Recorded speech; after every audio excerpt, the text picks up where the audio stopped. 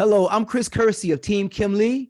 Welcome to another edition of Let's Talk, as we have conversations with people who are in our ovarian cancer community. And tonight, we are so glad to have with us and honored to have with us Jermaine and Jubettsy Brown of Pennsauken, New Jersey, who has graciously agreed to come talk to us about their ovarian cancer journey as husband and wife, along with some other conversation items as we get to know them. So Jermaine, Jubettsy, hello, and welcome to Let's Talk. Hello. Thank you for having us. Yeah, we're honored to be here. Thank you. Great. How you guys doing today? Good. Yeah, doing pretty good. Tired, running. So we're at the baseball game in the car, so we can do the interview, but we made it. We made it happen. Yeah. Well, great. Awesome. So glad to have you here. So yeah, well, first of all, is this practice or a game? This is practice, right? No, this is a game. But a game. Oh, okay. Well, listen, all the best to your son, and hope his team wins and he gets a lot of hits and make a few outs. Thank you. Thank you. All right. So Jermaine and Juby, tell us about yourself and your family. I'll do the talking, I guess. I'm Jermaine. We're from Pennsauken, Jersey. About a year ago, we got hit with the ovarian cancer scare. Luckily, well, thank God, we made it through. It was a little nerve-wracking, so we're excited to be on your podcast and being able to talk about everything. What else? What can I say about us? So we've been together for we've been together. Good talk. I'll take over. Together for 15 years, married for it's about to be 15 years, married for 12. Great. July. All of this is in July. The anniversary dates are the same. We have 2 children. We have an 11-year-old daughter, and then we have an 8-year-old son. And it's just us 4, living the crazy, busy life. We keep them busy, in turn they keep us busy. So I'm very fortunate to be able to continue, in their lives as far as, with everything that they're into. I can take part of all of that now. So yeah, I'm grateful for that. Great. I'm glad you took over the question. No problem. So Juby, being an ovarian cancer survivor, and you say you kicked ovarian cancer's butt, and which you did, can you tell us about that journey, from the symptoms and the diagnosis and all that stuff? Wow. Okay. Yes. So I had my symptoms started very mild, no indication of cancer whatsoever. It was never really spoken about. So I always had irregular cycles. Since I first got my cycle, it was always irregular. So that was all normal for me. And then at one point I realized that I was cramping after a little longer after my cycle, which wasn't normal. So I made the appointment with the doctor, and I was coming up for my annual pap smear anyway. So I figured I'll just ask the question when I go, but they weren't going to give me my annual until, so I noticed that around September, October, it was like September. So by the time I went to make the appointment, they wanted to see me in December. And I was like, well, that's too long. I'm having issues and I have questions. So they moved up the dates for a regular appointment, and it was sometime in like the beginning of October. Okay. So I went in, and they believed that I had a large fibroid, or they believed I had a fibroid, because I also had a lump on my abdomen, the very bottom on right side. And I was a little concerned about that as well, because I felt it moving when I would work out. When I would do ab exercises, I felt like the lump moving around. So I voiced my concerns. They did a regular pap smear and noticed that I had a fibroid, or they believed I had a fibroid. Set me for a ultrasound to see how big this fibroid is.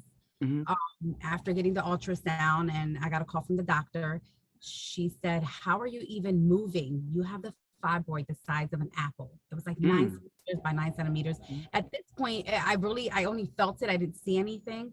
Okay. And I was like the healthiest I've ever been, the smallest I've ever been. So it was just like I would notice something that big inside of me, but there's no indication besides the pain, the cramping. So she said, "I will send you for an MRI to see if it's attached to your uterus. If it is, then we will have to have a hysterectomy. And I'm like, okay, I'm 43 years old. I have 2 children. I'm already done. Mhm, So mhm, a hysterectomy, no problem. mhm. So then I was supposed to talk to the surgeon in December, but we all caught COVID, unfortunately, at the house. Mhm. So by January, I was able to see him, and he Mhm. gave me the whole talk. You know, it's a large fibroid. We'll remove. Well, you'll have a hysterectomy. We'll remove your uterus, your cervix, your fallopian tubes. He said you're young, so we're going to keep your ovaries. Mhm. Nothing looks. There's an issue with your ovaries, so you should be fine. He was like, but a lot of the times we get surprises when we go into the actual surgery. So, but for right now, this is what it looks like. And, 6 weeks recovery, everything like that. So I was okay. Mhm. Now I saw him in the beginning of January. Mhm. By the middle of January, I looked like I was 3 months pregnant. I couldn't Mm. put the jeans. When I would get my cycle, I would be in a lot of pain. I never Wow. had cramping so bad. Yeah, and it was just very, very fast. And that little lump became like, it looks like I had a baby inside of me. It was large. You can actually see the lump when I lay down. Mhm. It would throb because it was getting so big so fast. Mhm. I became worried. They did set my surgery for April 1st. I ended up calling in the beginning of March, like something is not right. The Mhm. pain is too intense when I have the cramping. I've never had it that bad where I had to have like heating pads and everything like that. My back would hurt, and it just happened. When I say quickly, it happened quickly. Mhm. Wow. Yeah, it was bad. Everything I wore had to be stretchy, and nothing could be tight, nothing fit. Mhm. Mhm. Um, so I was concerned. I called the doctor back and I said, I don't know what's going on, but our fibroid's supposed to grow as fast as this is growing. Yeah. And they said, well, luckily we have new machines. So we do have appointments that open up sooner. We can get you in March 15th. I said, Mhm. fine, I'll take it. So I went in for surgery early in the morning. Um, and while I was there, they took my husband's phone number so Mhm. that they can call him and keep him updated, with Mhm. what was going on during surgery. Yeah. When I spoke to the doctor, he did say before surgery, he said, once again, he has to let me know what was going to happen. So he said, we'll Mhm. remove your cervix, your uterus, your fallopian tubes. He was like, we saw something on your left ovary, but more than likely it's just cysts because I was prone to cysts. So he's like, more than likely it Mhm. was just a cyst. So you should be fine. And my question was, I don't even know why. I was fixated on time. And I was like, what time do you think I would be going home? Mhm. And he said, well, be prepared for about 12:30. But I still had a bag just in case I had to stay over. And so went into surgery. Once again, nothing was spoke about, nothing about cancer, no Mhm. indication, nothing. Um, when I am in the recovery room, I wake up, I'm in a lot of pain, and I asked the nurse, um, what time is it? And she said, it's 3:30. And I was like, 3:30? Like, did I sleep that long? I didn't realize, what had happened. Mhm. So I asked for my husband, and she said, we're preparing your room, Mhm. and your husband will be up in about 5 minutes after we get you in the room. I said, no Okay. problem. Then sure enough, that's how it went. They put me in the room. Not even about 5 minutes later, he shows up. Maybe 10 minutes after that, a doctor comes in. I had no idea who this doctor was. Mhm. She didn't look familiar. I never met her before. And she introduces herself, and I'm in and out and groggy. So I'm just like, okay. And she says, I assisted your doctor with your surgery. And unfortunately, by the naked eye, we can tell it was cancer. Mhm. And I was like, what? And when she said that, it kind of like she became background noise. I didn't hear anything else she was saying. Wow. Um, I Mhm. just, in my head, I'm like, she has the wrong person. She has the wrong room. I don't even know who this lady is. And then as I'm like talking to myself in my head and going through all these scenarios, like there's no way, And she said, I realized she said, I'm a gynecologist oncologist. And I remember her name. And then it was like, once I realized that, I started to hear her again. I started to listen to her again. And she said, at the point when I started to listen again, she said, we reached out to your husband to approve biopsies. And I just happened to look over and I'm like, you knew? And he just says, yes. Like, I don't even think he said yes, or he shook his head. And we just started crying. And we were both very emotional. My thoughts were my children. You know, I'm like, I have children, they're so young, you know, they need me. And she's just, I said, what? And then I went into like a survival mode or something. I'm like, what is our step? What do we have to do? What's the next step? Now that we have the problem, what do we have to do now? And she said, well, first we have to wait for the pathology report. Everything was removed. She said, you have an incision. I had no idea, because I went in for the hysterectomy was going to be through robotically. So I wasn't going to have any like real incisions besides the little marks that that they make. So I was just like, what? Like, I was cut open too. Like, oh my goodness, all this happened. And she said, we had to remove everything. You know, you had ovarian, it's in your ovaries. And what we're going to see is with the pathology report, if it remains in your ovaries, if it spread anywhere else, or was it anywhere, you know, if it was contained, or if it was somewhere else and ended up in your ovaries. So she said the pathology report would say all of that. For right now, we removed all. You had a complete hysterectomy. And I was okay with that. And, you know, then we had our moments again, just shock, you know, just in shock and just like, what's happening? How did this happen? Why did this happen? Not so much why it happened to me, just like what happened, pretty much. Like it was just a surprise. And not to cut you off, but she does everything from workout twice a day to eating healthy to, I mean, you name it. She does no smoking. She doesn't drink much. Like everything that you're supposed to do with your body, she was doing. So it's just like, how, you know? Yeah, it was, or how wasn't it found prior? So those were like the questions that were in my head, like how did this go? How long did I have it, you know? And I was very fortunate enough to have it be found at stage 2. It was starting to spread. They found it outside of the uterus. Okay. So with that being said, they had said, you know, you would have to have 6 rounds of chemo, 1 every 3 weeks.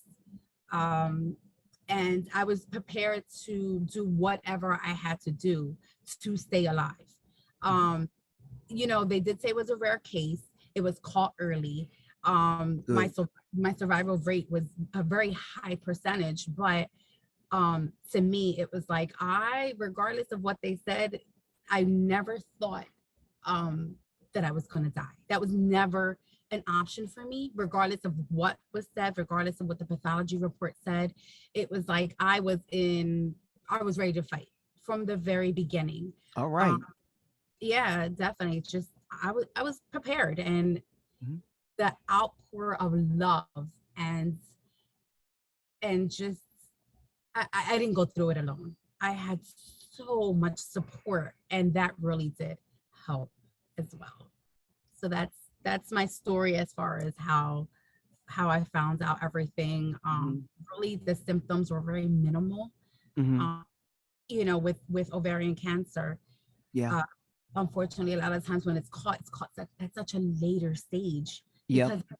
Because the symptoms for it, it's so mild that you don't really think about it. The cramping after, and the irregular periods, and you know, it just the tiredness, the weight gain or the weight loss. Like we're women, and women go through all these things on a regular. You know, you're tired because you have a family, you have things you have to do, and it was just, you know, a little bit of back pain, and you don't really think that these things can actually be a symptom for something a lot more serious. So I just, in hindsight, I was having a little bit of back pain. But everything was very mild. Everything had an excuse, you know? So they said at stage 2, it's usually 20% is caught at an early stage. And when you really realize that you have ovarian cancer, it's because it has metastasized somewhere else, and you get the symptoms from that. And that's where you realize that the cause of it is ovarian cancer. So I was very fortunate. I did speak to my doctor right after surgery, and I said, wow, that fibroid really did save me. And he said, you never had a fibroid. That was the cancer in your ovaries. Wow. And I was just like, what? You know?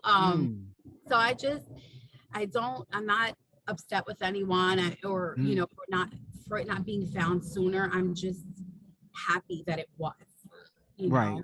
I see my perspective on it is so different. I've never asked God why.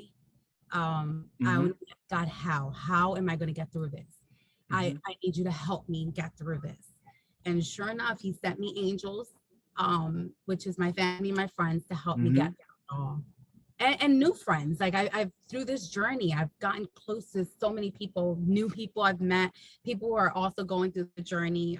When I went to the walk, and also I went to a tea party that they had, and I absolutely love, and I love connecting with other ovarian cancer survivors and people going through it, because you can relate, you know. Absolutely. Yeah. Sorry if I spoke so much. Oh no, that's fine. No, Okay. take all the time you need. No, it's beautiful. It's beautiful. And Okay. just know you have friends and with Team Kimlee too. So Thank you. And you have friends with Juby's Journey. Juby's Journey. That's the team name, y'all. Yes. Juby's Journey. Absolutely. Absolutely. So Jermaine, so as Juby's husband and partner, what did you feel when Juby was diagnosed with ovarian cancer? What were some of the things you did as her husband to help her get through it?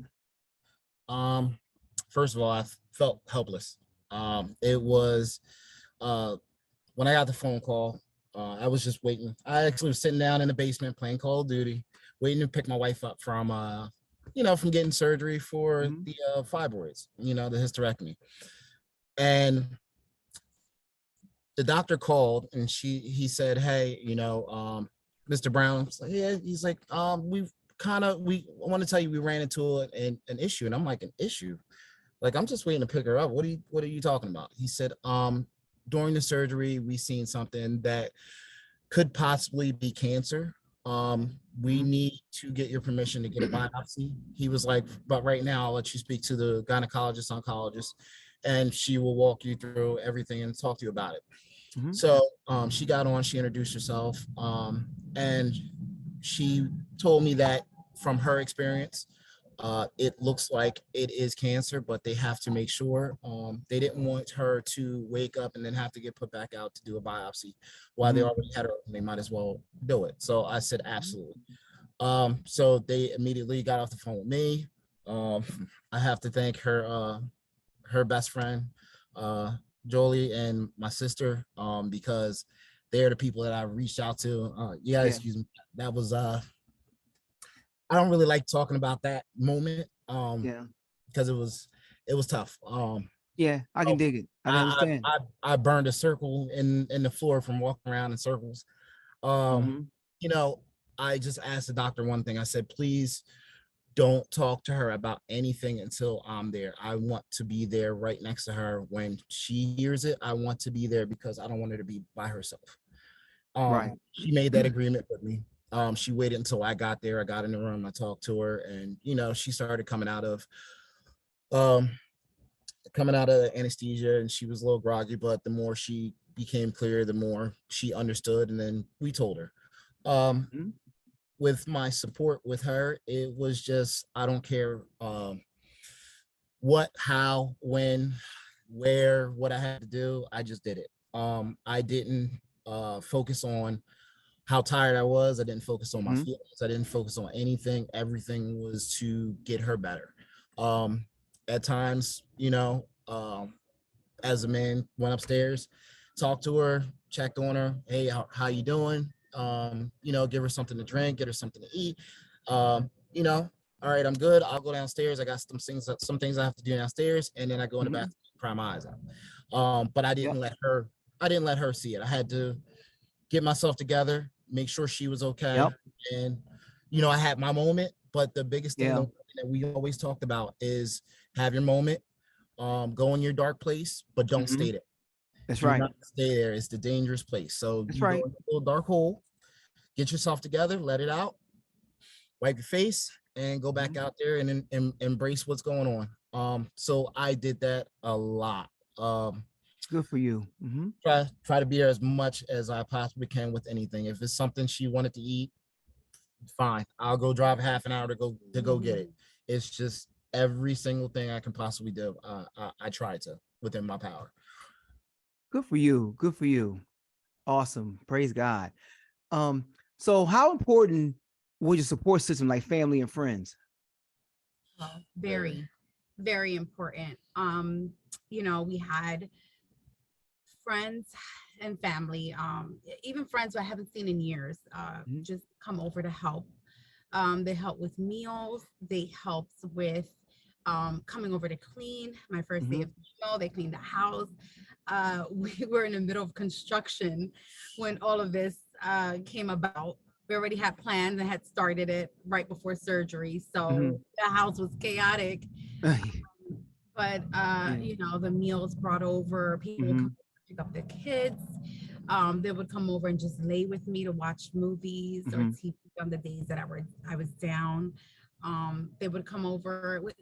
Ironically, like every single holiday I had chemo right before. I didn't realize how close the holidays are. Yeah. And it was like I would have chemo and then it was Mother's Day. And then my next chemo, then it was Father's Day. And I'm like, wow, like it was like then the next chemo, then it was like Easter. And it was just like, seems like every time I had chemo that weekend, I would have it on Wednesdays. So by that weekend, it was a holiday. So, people will come over and help as much as they could. I got phone calls, messages, a fundraiser was done for me. I'm in a kickboxing. I'm in Kickbox Cherry Hill. I've been a member with them for 7 years. Okay. And they got together, that the owner, the manager, the members. I mean, I'm friends with them, and they put together this amazing fundraiser where there was like, I can't even tell you how many people showed up for this event.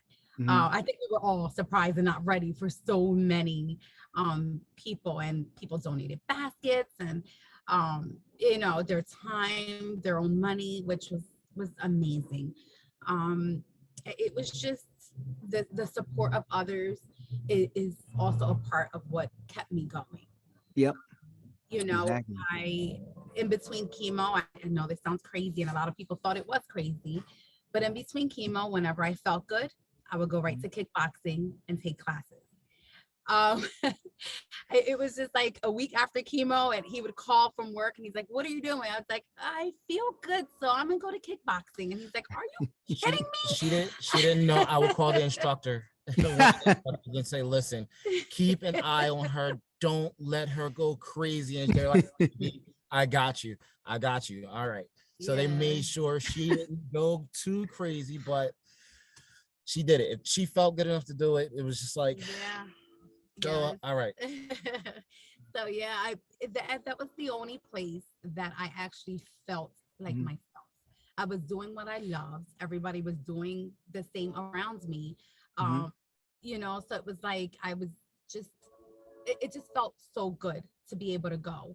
I didn't like the up and down, so they were like right after chemo, I was down. And then when I felt good, I was like, all right, I'm feeling like myself. Let me just go and get this done. And then it was just like back down, so I have a good 2 days where I'm like, oh, I feel awesome. And then it's like, oh no, now. And I failed to mention, I am a go person. Like I wake up and my feet hit that floor and I am gone. And so it's come back and, and go to bed. And my sleep was maybe about 5-6 hours. I focused, I was fine. Right. And it went from that to like sleeping for days and days. And that was hard, but I would give myself a limit. I said 3 days, 3 to 4 days, depending on how I felt, because I had to be there for my children. And I didn't want to go into that dark place. I didn't want to fall into depression. I didn't want to be sad, or, I felt like I needed to be with the family in order to like, keep going. But I've been very, very fortunate to have such an amazing support group to help me get through it all, because I honestly can't say we didn't go through this alone, Right. And it came from everywhere. I mean, places that you wouldn't even imagine. It's just the love and support, and I mean, just helping. Even, I mean, like just with the food and the kids, I gained a lot of weight just from the food. And it was just, but you know what? It was just so helpful, and people that would just grab our kids. All right, I'll take the kids and go do something. And you know, that left some time to get it off of their minds a little bit, because they're seeing that's going on. Right. Yeah.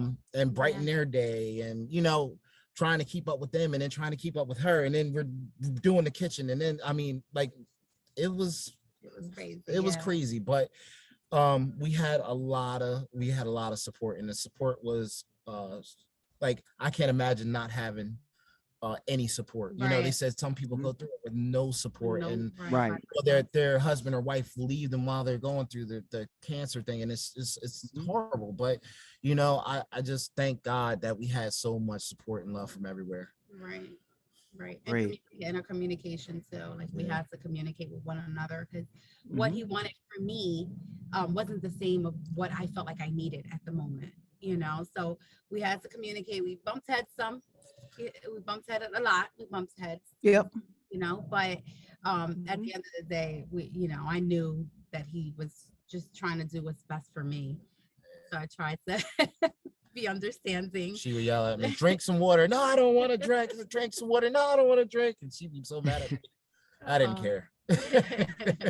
Do what you had to do. That's right. Absolutely. We had amazing support. Yeah. Beautiful. So you just recently celebrated your last chemo treatment. What was that feeling? Wow. Honestly, the entire, as much as who likes to go to chemo, right? Who wants to go to treatment? Right.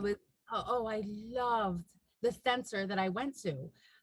The doctor was amazing. His staff was great. So it was like, I went in there, it was like, hey girls, you know, it was like a family. It was crazy. You know, and I was in, he wasn't able to stay with me during COVID and everything. You can't. Oh yeah, how about that?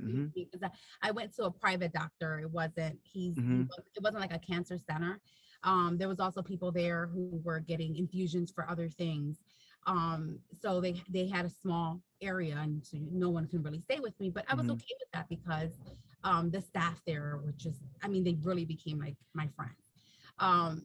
So just going to treatment, the worst part of it was the after, when I came home.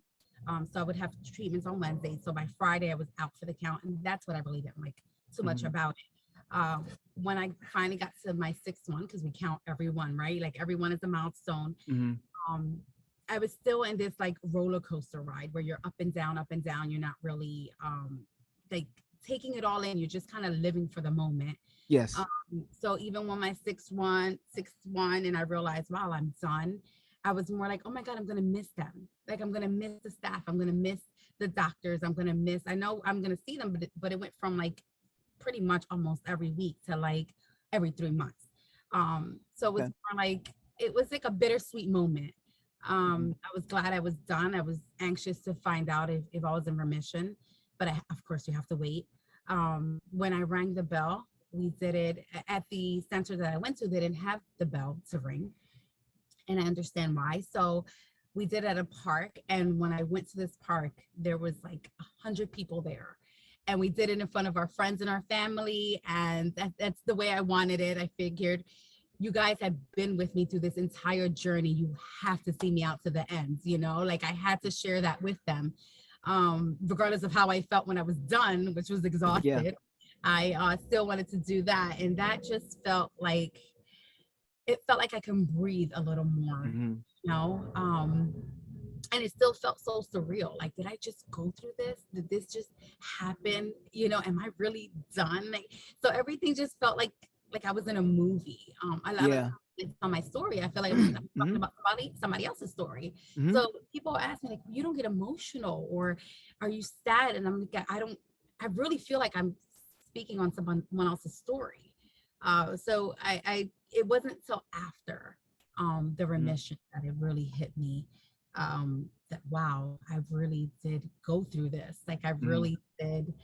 That's when it affected me emotionally and mentally, was after. But during it, I was like on a high, like, just let's get through this. Let's get through this. Let's get through this. Let's get through this. You know, I had like this. I don't like this will to live, and I had to, like, I couldn't think of anything negative. So everything was just, my perspective on it all was all the positive. You know, the people in my life, my purpose, like, what is my purpose? I was like, it is not to die. I knew it wasn't. I knew Right. that my purpose is for greater, is to help others. During chemo, I would try to help people that were there for other reasons or by Yeah. themselves, Mhm. you know, because I'm like, I'm not sitting here, I'm doing this, but how are you feeling? How are you? I need to help you. So I Yeah. just felt like I had to help others. And I still feel that way now. Mhm. And I still struggle with figuring out my purpose, but I just have to be patient, and it will happen. But yes, finishing that was just, it just felt like um, something else I've accomplished, and I can use to help others. Right. And that could be a ministry, you know, that you're doing, you know, reaching out to others who are ovarian cancer survivors and talking with them, you know, keeping their spirits up. You know, this. So Jermaine, so I had the pleasure of meeting you at the NOCC Together in Teal event last September. We got to walk and fellowship and talk.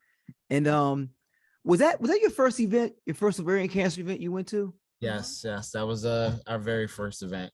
You know, Yeah. she a lot of people, it was like survivors and survivors and survivors, and she had this big teal wig on, and I remember. yeah, Yeah. it's the fact that like people didn't realize like she was still going through it. You know, she was Mhm. still going through this whole Yeah. process at the time, and Yeah. it's like it was a really, really, really big thing for her, and it made us so happy to see her, um, and her glory and her moment of Yes. I'm with others, you know, Mhm. I'm with others Yeah. that can relate, that have been through something I've been through. Like me and her, we have two different experiences with this. We have Mhm. caregiver and you have the person that went through it. Yep. So a lot of times, like people just you won't understand. Like it's some things we won't understand about each other. Um, Mhm. Real quick, we got into one disagreement, and it was it was something, and she was like, it feels like you just leaving me upstairs. And I'm like, wait a minute. I said, you have no idea how many times I went upstairs, checked on you, and I went back downstairs, and I was out of control because I couldn't help you. I couldn't do anything. I was Yeah. like, so you have no idea what I was going through. So don't think I just left you there and just walked off and enjoyed my day. Like that's not how it works. So but back to the walk, it was just great to see her with people that have been through the same similar Mhm. situations where they can all relate and they can talk and congratulate each other and I mean it's just survivor pictures and handprints Yeah. on billboards, and I mean it was nice. Yeah. It's really nice. So I have to say the walk itself yeah. made it that much more real, um, Mhm. of the severity of what I just went through. Mhm. Because in my head, in my mind, in my heart, I wasn't going to die, not realizing that this actually, people died from it, you know, Yeah. and people didn't survive this, and some people. And when I went to the event, and I saw their survivors and everything, that was great. And then I Mhm. looked over and I went to the tent where they had, pictures and stories of people that didn't survive, and Mhm. it's Yeah. so hard. I think that's when it hit me the hardest. Mhm. Like this, my name could have been up there, my picture could have been up there, my heart went out to Mhm. my families, the families, the children, the husbands, like I felt every emotion you can feel, grateful and sad, and um Mhm. it was just, it was very heartwarming. Like I just, and Yeah. even when I walked up and I see people with the survivor, like it was just, it was a lot. It was very overwhelming. Um, Yeah. but an experience that I'm so grateful that I was able to attend. I had just finished chemo. Mhm. Now, the timeline of this all is months. Mhm. It wasn't years, it was months. I was Mhm. diagnosed in March, Mhm. and by August, I was in remission, all in the same year. So that happens all Wow. really fast, right? So it was just like, whoa, what just happened? So it happened really, really fast. So I was in remission in August, the end of August, and the walk was 2 weeks later. Yep. So I had just gotten the news, and now I'm like actually meeting people who have gone through it, meeting families who have lost their children, Yeah. spouses, due to this. So it was a lot, but it's such a great experience. It's something I want to continue doing and showing up for. Good. Yeah. Well, that means we'll see each other again September 9th, right? Oh, definitely. Yes, definitely. All right. I'm excited about that. So Jermaine and Juby, you know, I'm just I have to say personally, I'm just warmed by your story. You know, as a husband who lost a spouse to ovarian cancer, I'm just warmed at you know your teamwork. You know, and Jermaine, you doing everything you can to make your wife feel comfortable and just to make sure she gets everything that she needs, even at the expense of you getting cussed out. You know, so Oh, and it happens a lot. I'm sorry. but you had to grin and bear it, you know. Right, So, right. Well, the hard part yeah, is that, you know, he wanted to do it everything for me, and yeah, for me, like I needed certain things. And one thing wasn't to shove food down my throat where he says, you have to eat. And I'm like, but I'm yeah. not hungry. And I think that was like our biggest battle is Mhm. the eating. That or let me do something. I was trying to fold Oh, clothes I and wanted trying to to, do and she things. got so mad at me. And Yeah. I'm like, I'm trying to, she was like, you don't have to do everything. I want to help. I didn't want him to. I know, because in my mind, it was like, I don't want you to get comfortable with Yeah. me not being here because I'm not going anywhere. So Right. like our experiences were just so different. And Mhm. he's trying to help by folding clothes. And I'm like, don't take that from me because I still want to be able to do these things. I still want Yes. to do them, you Yeah. know? So that was like our battle. It's him trying to make things Mhm. easier and me trying not to give up the things that I was so used to doing. But you know, now we're able to like look back and see how we were both trying to be there for each other, because I didn't want Yes. him to do it all. Although I was going through what I was going through, I didn't want him to have to take it all and do it all by himself or be overwhelmed or anything like that during this whole journey, you know. Mhm. And who knew how long it was going to be? Right. So I was just, that was pretty much our battles. Yeah. Well, thank you for that. And so let's get to some questions that are fun, you know. Okay. So my first question is, when did you first meet? I'm anxious to hear this. When did you first meet? Because you're a beautiful couple. So when did you first meet? I want to hear it. Well, you ain't gonna believe this. Oh gosh, I know, right? Sorry, my nose. We met at a bar. Yeah. Right. We met at a bar. Uh-huh. Karaoke night for his job. And I knew someone who Oh. worked with him. Like I never met him before, ever. Uh-huh. A friend I had for years, and we would go out all the time. And Mhm. for a while, I was just focusing on school and just being Mhm. home. She's like, you need to come out. My job is having a karaoke night. You'll love it. And I knew about 95% of the people there. Uh-huh. So I'm sitting there with her and who she was with at the time, and they're both they all work together. So Mhm. we're sitting there just chit chatting and talking, and this one comes through the door, and I was like, oh, okay. Okay. All right. Cute, right? Cute. I know that's right. Whatever. So so he comes through, and he comes over. He's all, you know, he just has a great personality, and he's all happy. He comes over, he says hi to us, and he goes about his business. And Mhm. and then later on, he comes over. He sang a song. He said because it was karaoke night. I was going to ask if Jermaine sang. I He did. He I was did. going to ask This is that. how we do it. This is how we do it. This song. So What did you sing? he sang This is how we do it. Montel Jordan. All right. Okay. Yeah. So he said I wasn't even over there when he was singing, but Uh-huh. he comes back over and he starts with the, hey, you look familiar, right? And I was like, oh, here we go. And But she did.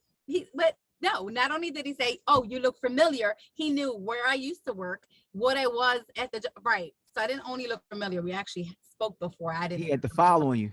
Right. So he's like, oh, you used to work at the mall and you were a manager at the mall. And I was like, well, we didn't just meet. We actually you didn't just see me before. You actually met me before. So Uh-huh. we started talking and realized that we went to the same high school. And then I'm older than Jermaine. Mm-hmm. So the year I graduated was the year I graduated 12th grade. He was graduating 8th grade. So he was going into high school as I was coming out. Yep, all in my bassinet. Stop. You know what? A fun fact: my first wife, she was 6.5 years older than me, so I know Jermaine. Wow, yes, I I'm know. 2.5 years older than him. Yep. Yep. So we started talking that night, exchanged numbers, and never stopped. Yeah.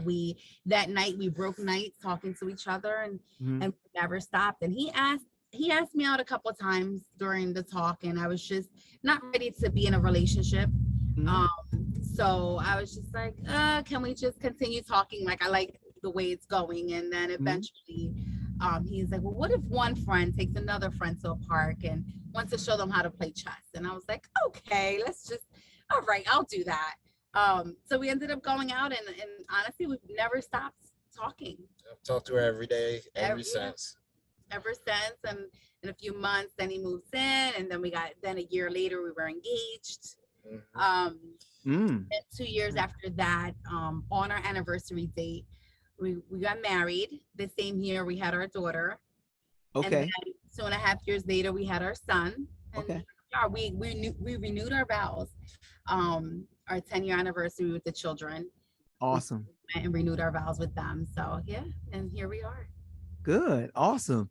So, what was your favorite trip you ever taken together? Actually, it was we spoke about this when we read the questions. It was the renewal. We went to Hawaii. Oh, It was amazing. oh, nice. Oh my gosh, Nice. it was amazing. Yeah, it was just me, him, and the kids. We kind of like eloped. We didn't really tell anybody what we were doing. A few people knew, but it was the best. It was cool. I gotta say, like, it was really cool seeing the kids. Like, so we got married when she was pregnant with my daughter, and then we had our son. Okay. And for the renewal, they were actually our witnesses. Yeah. They signed the paper saying they would get married. It So was so cute. it was I cool loved it. for them to see that mom and dad get married again, and it was. And they were our witnesses, so they signed a paper, and it's their little signatures. Yeah. Yeah. I love it. That's so beautiful. It's beautiful. So, was that like a dream vacation, or what would be your dream vacation? That was That was it. pretty Listen, much That was a dream vacation? Yeah, in when a we heartbeat. I wanted to move there. It was gorgeous. It's the only place I've been on vacation that I didn't want to come back from. So I'll that bet. definitely, it was one of the places. We had a destination wedding when we first got married, and we had spoke about Hawaii, but it's very expensive to go, and for our guests to go and everything. So we kind of like, all right, let's just scale it back some. So we got married in Jamaica. Okay. I still stayed with the Hawaii, like I said I want to do this again in 10 years, and actually enjoy the way. I mean, I enjoyed our wedding, but I was pregnant with my daughter, so there was very limited things I can do. So I was like, I want to like live it up, have fun on my wedding day, and we did. And this time we took the kids, and it was our where we wanted to go. We went and absolutely loved it. Great. Yeah. So what was your idea of a good time? It's spending time with. It's just us. It was just us, us four. No cell phones, no social media. It was just us four enjoying our time, and that was like that was a perfect. Everything about it was perfect. It was great. Great. So to your kids, and what are your children's names, by the way? So our daughter is Tori Sophia. Tori, okay. Tori Sophia. His name is Jermaine Tori. So she's named after her dad, his middle name. Okay. And we have Julius Jermaine. And he's 8. Okay. And let me ask you this. So tell me one fun thing you love about each of your children. Oh gosh. So Sophia she's very I just love her personality. She has her dad's personality. She walks into the room and she'll talk to anybody. She'll make friends everywhere. She's at a tough age. 11 years old for a girl is tough. Yeah.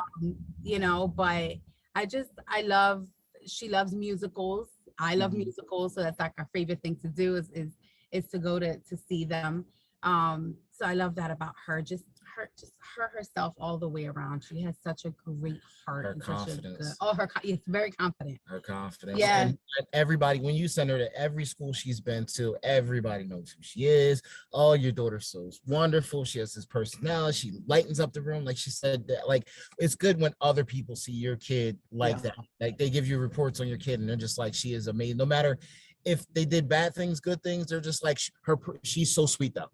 She made a mistake or she messed up, but she's so on top of everything. She's like, that's a good thing to hear about her. She's very strong-willed. Yes. Which as a child, as very, very little, she was, and it was a very hard, but I'm starting to appreciate it now. She's getting older. Right. And then our son, oh my gosh. Silly. He is the silliest ever. I mean, he would do, as a baby, he would do anything to make you smile, like anything. And it still carries on to this day, 8 years old. Yeah, she still would do anything to make you smile. She yelled at him the other day and he was like, Mom, it's not worth it. Mom, it's not. She couldn't do nothing but laugh. He did something and she was mad. She's like, Julie, Mom, it's not worth it. It's not worth it. He's just, the things he say, like you don't even have a comeback for it. Like I can't even argue that. Right. But he really is. And it's to a point where sometimes it's too silly, where it's just like, it's not the time for it right now. But he definitely loves to make people laugh. So I love that about him, his personality too. He's great, very loving, such a mama's boy. Such a mama's boy. That boy won't let me breathe. I'm surprised he's not sitting on my lap at the moment. But that's because he's playing the game, but all right. Awesome. We're very, very lucky to have that. Great. Yeah. That's great. Awesome. Beautiful family. Beautiful family. Yeah. So to close out our conversation. So Juby, what would be your advice to ovarian cancer patients to keep their spirits up and stay in the fight? My biggest advice that I would give is find your purpose. Find your fire. Find your reason to live.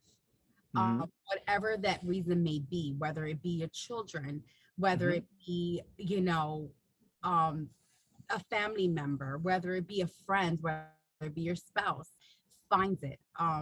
And just have that be your reason to live, your reason to fight, your reason to keep going. But you have to find it. It was very easy for me to find that and keep going.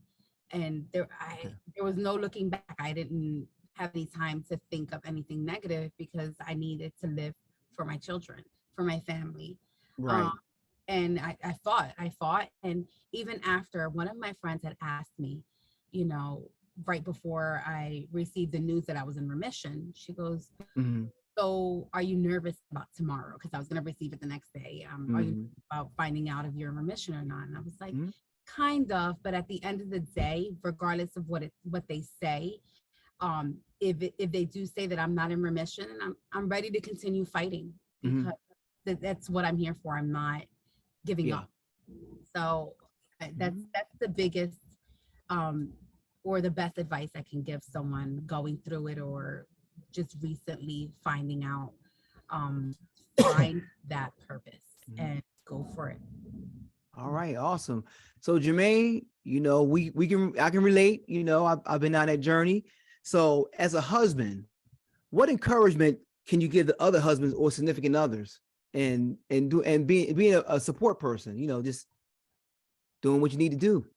So I am part of a group. She introduced me to a group on Facebook. It was ovarian cancer. What's the name of it? Caregivers. Okay. And it focuses on the caregiver of somebody that specifically has ovarian cancer. And I got welcomed to the group. I talked with a few guys. A few people like yourself has lost their wife. Yeah. And they give their inspirational words. When somebody's going through something, you have bad days. You have days where you feel like you're not in control of anything and life is in a spiral. And some people are very tight with words, like not being able to talk to people around them. Here is like a safe space where you can talk to people that may not necessarily know you or anything about you, but you get inspiration. You get people that have been through it. You get people that understand what you're going through. So I'm glad she put me onto it, because it's some things where, you know, you don't want to be a burden. You don't want to be like you're so upset all the time, but it's things that people just don't understand. A lot of it is what she's going through, you know, and you're looking at what she's going through, but you're not focusing on what you're going through as a caregiver, because it's a lot. And you know, it's that Facebook group was just it was really good, and I got to reach out to a few people and give them words of advice on what I did, and you know, how I stood up, and you know, how I went down and made her feel okay, and put my head up, chin up, and all right, you good? I'm going downstairs for a minute. I'll see you in a minute. And then I go downstairs and just, you know, let it out. But the key to this all for me was to tell myself it's okay not to be okay for a minute. It's okay to go in the corner and go cry for a minute. It's okay but when it's time to put on the brave face and take care of that person that's going through it, that's right. Face, and it's not over until it's over. I don't care. You got 1-2 days left, and it's not over until we are done. Right. So you got to keep that faith. You got to keep that focus. You got to boost each other up, and how we going to get through it. It's okay. It's a moment. It's a time. It's a hard place to be in, but guess what? We're going to get through it together.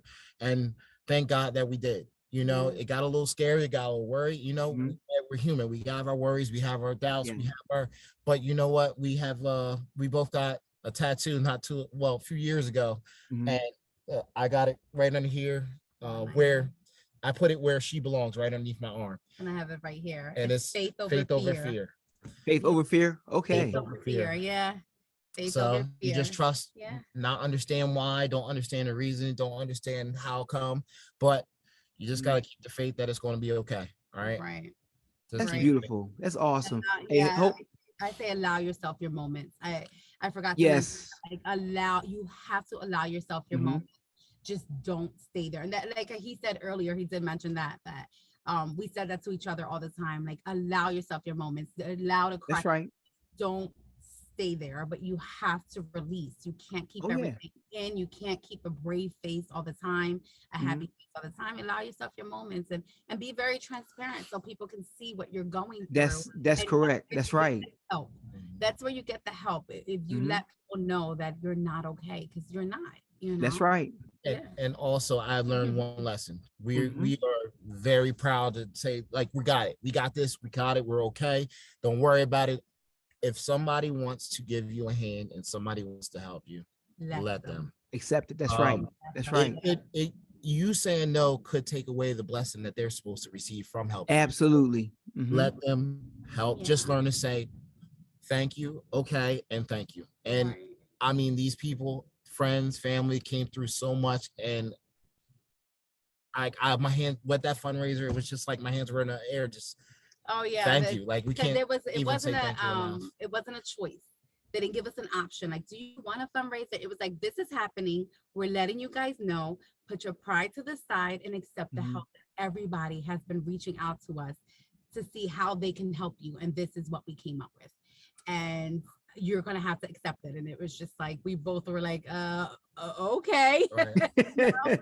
So, word of advice, just if someone's willing to help and reach out their hand, take their hand. Right. Take their hand. Right. Well, I tip my cap to you, Jermaine, for all you've done and all you are still doing as her caregiver and her husband and her partner. So God bless you both. I mean, it's an awesome journey. Like I said, my heart is warmed by it, and I'm just so happy that I get to talk to a husband and wife team, you know, that because they didn't know that it's that they're out there. Husbands are out there. You know, we go through it too. You know, we feel that it may not be physical, but we feel that pain, you know. So I think it's just awesome, you know, that you guys went through the thing together and still are continuing to. By the way, thank you for what you're doing. I mean, this is amazing just in itself. Just thank you for that. You know, getting it out there, getting people to listen, people to understand what's up, what may be coming, how you can help out, or what they can do. I mean, Thank you. Keeping Kimlee alive. Yeah. Yeah. Thank that, you. that's your way, and it's amazing because you're also helping others. I Mhm. can't imagine, what you went through, what you felt. My heart goes out to you. Thank you. I Strongly. appreciate that, Juby. But I really do appreciate what you're doing, to Mhm. help others keep her name alive. That's right. You It, know, now that the actual treatment is done, mhm. like I got to a point where I kind of felt like everyone starts to kind of just like disappear a little, right? Like, so Yeah. the background noise just gets, so it gets really quiet Yeah. around you, and that's when your mind starts getting very, very loud. Your thoughts, and you're reflecting back on everything that you went through, Mhm. and that's when it starts to get hard. It gets hard when you're in Yep. your own head, right? Because you start to like go back on scenarios, and you're not entertained anymore. So it's just like now it's just you and your thoughts and your feelings. People go Um, back to their lives. Yeah. right. And then you're Mhm. like, me as going through it, I struggle with, I don't want to forget what I've gone through. I Mhm. don't want to just, all right, I had cancer, I'm in remission, I'm good. Mhm. That's that. So doing things like this interview, Mhm. it gives me like, it like fuels a fire in me where I'm just like, okay, I have to keep going. I have to keep spreading the word. I have to keep, Mhm. telling people about this. So I really appreciate you reaching out and doing this, because as sad or as hard as it was going through it, I'm so excited to share, just to share Yes. what I've gone through it, just to keep Absolutely. talking about it. Some people come up to me like, "Oh, are you okay?" And they're very like walking on eggshells. Like, is it okay to mention it? Like, would it Yeah. trigger you? Are you gonna be upset? And I'm like, no, ask me any question you want. Like, Mhm. how can this help you? Yep. How can my Yep. story help you? I am willing to talk about it all day, every day, and it Mhm. doesn't bother me one bit. And just finally, anything you want to say in closing? Um, there's plenty of groups out there. Mhm. Talk to somebody. If it, you also have, so I've realized recently that I have a little PTSD from this situation, because Mhm. she had COVID one time, and this was Oh. after everything was done. She's in remission, everything. She had COVID, Mhm. and I went upstairs to check on her. Just seeing her in the bed in that Mhm. same state, it hurt my feelings, and Yeah. my day was upside down because it brought back every memory I had from that situation. Yeah. Um, if there's a friend that you can talk to, if there's somebody on Facebook, or a group on Facebook, if there's somebody, even just talk, like, just Therapy has understand, helped talk to so much. somebody, Yeah. because Yeah. I mean, it can help. It can help release some of that stuff that you didn't even know was there. So that would be my thing. Right. Reach out. And yeah, in closing, I would say the same. Mhm. You don't have to go through this by yourself. There's so many Mhm. people. I am in a group, ovarian cancer group on Facebook.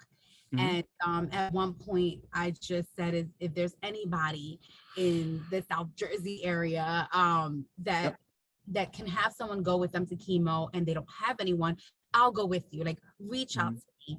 If you want to talk to me, just reach out to me. And I really don't mind taking that time and sitting with someone for hours, just playing games or doing things. Like, I would know what you need because I Yeah. went through it. Mhm. And at that moment, I didn't know what I needed. But yeah, I would say, just you don't have to go through this by yourself. Reach Yep. out. There's so many people out there who want to help, Mhm. even if it's not close friends and family. Also, the biggest thing I've learned, like throughout this whole thing, is not to take anything personal. As Yes. far as people deal with what I'm going through differently. Right. And Mhm. had That's I true. took a lot of things personal, I would be doing this by myself. Because his experience from it is a lot different than my experience. Sure. And we had, other people that were close, and they took the experience so different, where, they would reach out, but they couldn't see me because they Mhm. couldn't see me in the state that I was in. I was happy-go-lucky. I just didn't have the hair. I didn't have the eyebrows. I looked a little different. And it was hard for some people to see that. And I didn't take it personal. I'm like, I know Right. you love me. You don't love me any less. It's just hard for you. And I can understand that. So understanding someone else's, you know, how they're feeling, not taking things personal, helped me get through this as well. In therapy, if you need to talk to anyone, therapy is so good. If people reach out to their social worker, you know, because once you get diagnosed, you get all these resources out there. Take advantage of them. Join groups. Don't go into a hole, because your mental state will play such a big part in your recovery. You have to be good in your mind, because your mind is such a powerful thing.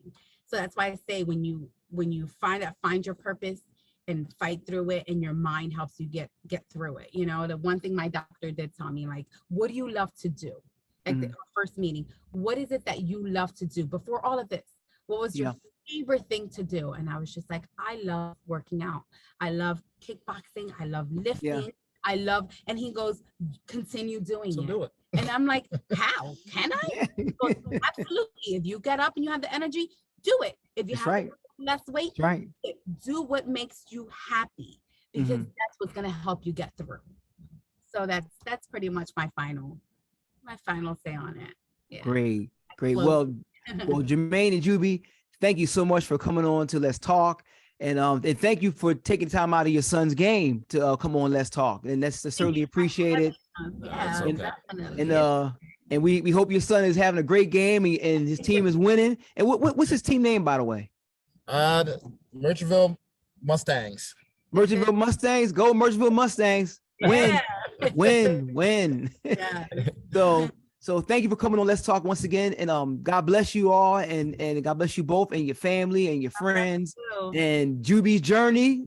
We gonna see you again in September. We are looking forward to it. Absolutely. Thank you. All right. Looking forward to see you too. And once again, thank you so much for having us. And God bless you and your journey. And what you're doing is amazing. Keep going. Yes. Thank you so much. Well, listen, like if you reach one person and it's their life, that's what it is. Thank you for it. Yeah. Thank You're welcome. And Jermaine, you got my number. So if you need to, I got you, bro. All right. Same here. Okay. I'm all right. Hold you to that. Good night. All right. You take care. Have a good night, y'all. It's Okay. Bye now.